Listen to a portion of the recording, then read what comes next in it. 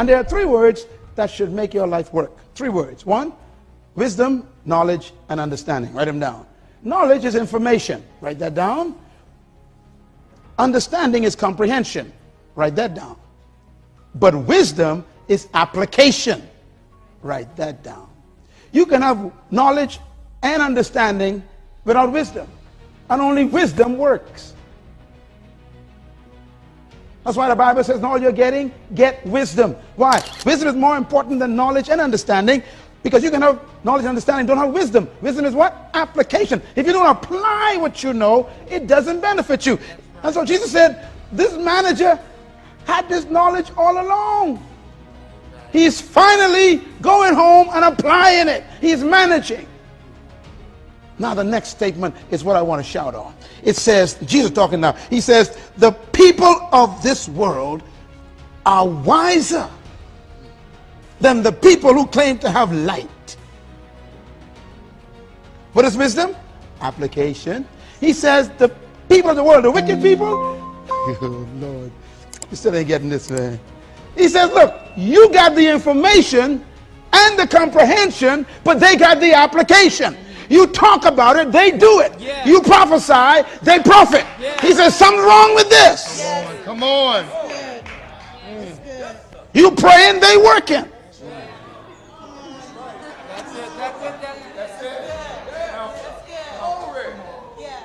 The world is wiser than my own people, he says. They are applying what I taught my people. They get up at 6 a.m. You get up at 8:45, rushing to work. They leave office at 11 p.m. You want to go home to watch the movies.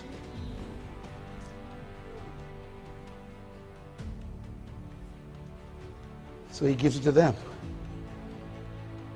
They're willing to manage.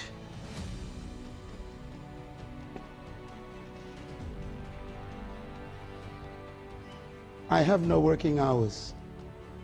That's why I'm debt free. I gain wealth while you're sleeping. Because you may be a little bit lazy.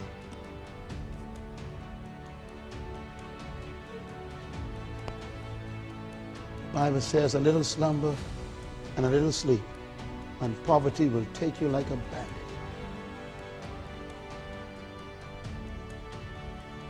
Listen to me, son. If you have a job from 9 to 5, you're poor.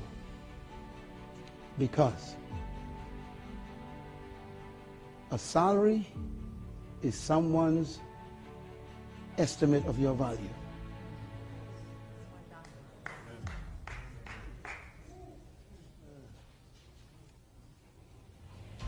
Listen to me. Jobs are good. I had many of them. But your job is not your work.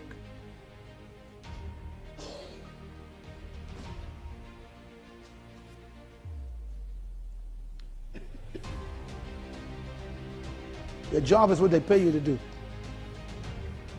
Your work is what you were born to do. You will never prosper from your job because someone else controls your value. That means, listen to me carefully, you will never grow from 9 to 5 because they control what you do.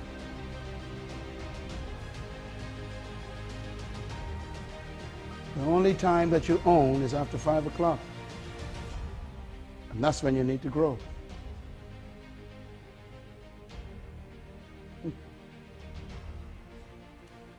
So you become wealthy in your downtime. Are you listening to me, son?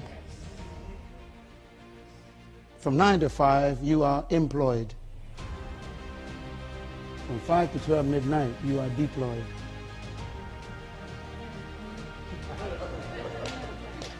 And if you ever become deployed, you'll never be unemployed. You're fired. It takes more work after 5 o'clock to be deployed. Management. When we say buy those books, let me tell you why you don't buy those books. Because you don't want to read. It takes too much discipline to shut that TV off. And that TV is your poverty. Why don't you turn 2009? You got 9 more months left. Why don't you make a change tonight and say, this is the year that I turn my home into a university?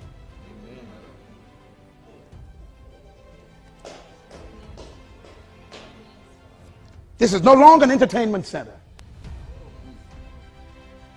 It's a center for growth and development. This house.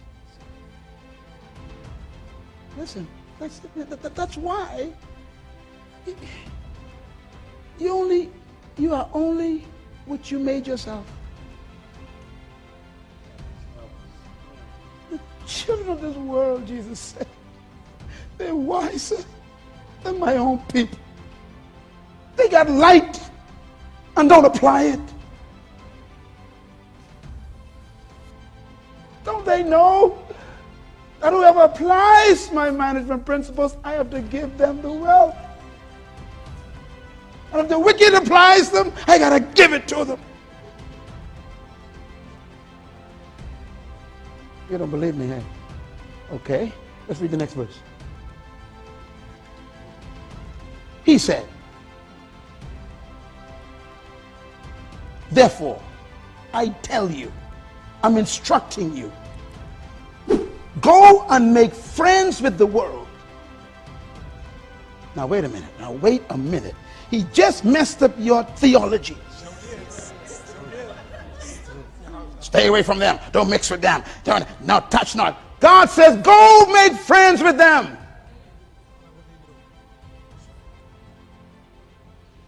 I don't want to mix it.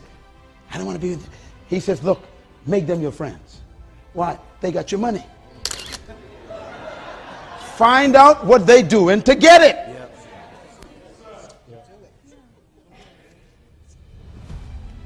And I'm holy broke. He says, look, read the Bible. He says, go make friends with them and use worldly wealth to gain friends. Yeah. You're going to be okay, man. That's why you're here tonight. Change your thinking.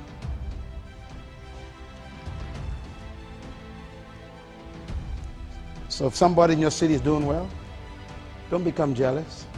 Make an appointment.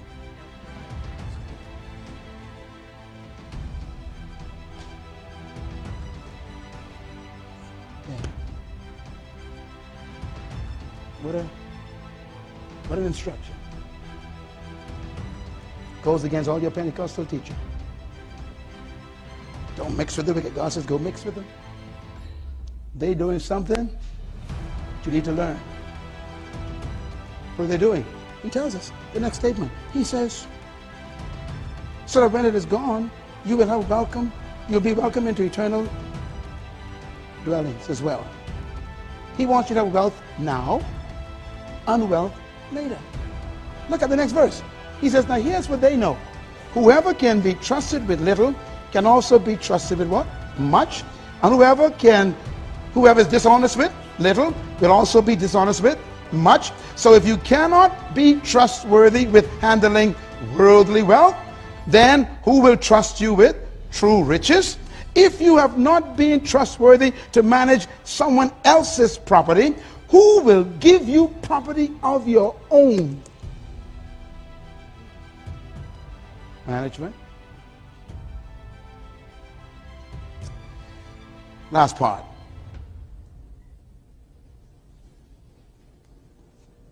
No servant can serve 2 masters.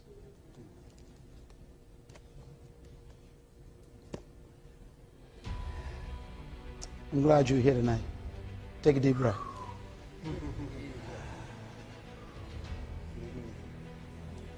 He says, look, if you cannot manage a little, you will do the same thing to much.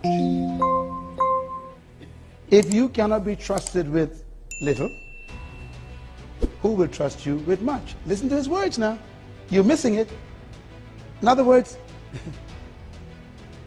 much is attracted by little. Still didn't get it? Okay. He says, look, you don't ask for much more. You manage little first. And then much comes. So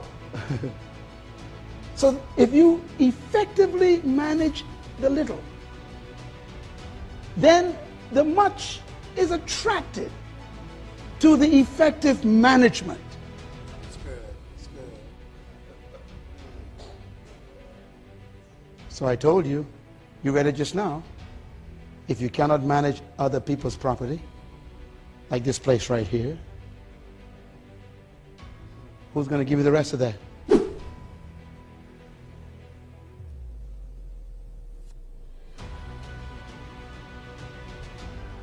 I've met people who've been asking God to give them a car, praying for a car, and they ride a motorbike, and the motorbike is dirty. So God says, no car. You can't even keep a motorbike clean. See, you're asking for much and not managing the little. You in someone else's apartment, the light fixture breaks, the plug doesn't work, and you get mad, all cussing and everything. There's people, everything. God said, look, I'm watching how you fix it. Let me see you fix their plug. Treat it like it's your own.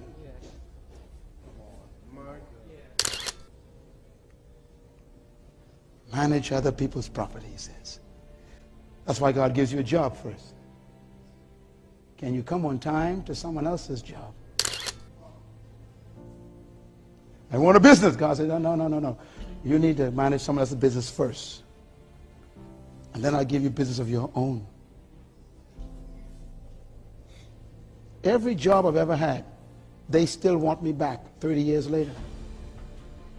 They see me, they say, whenever you want to come back, your position is there. Why? You were still our best worker in 1975. We still remember you. Never wasted time, never read the Bible on the job. Come on. You were always on time. You worked overtime, never asked for overpay. We still want you back. We need more people like you, they say.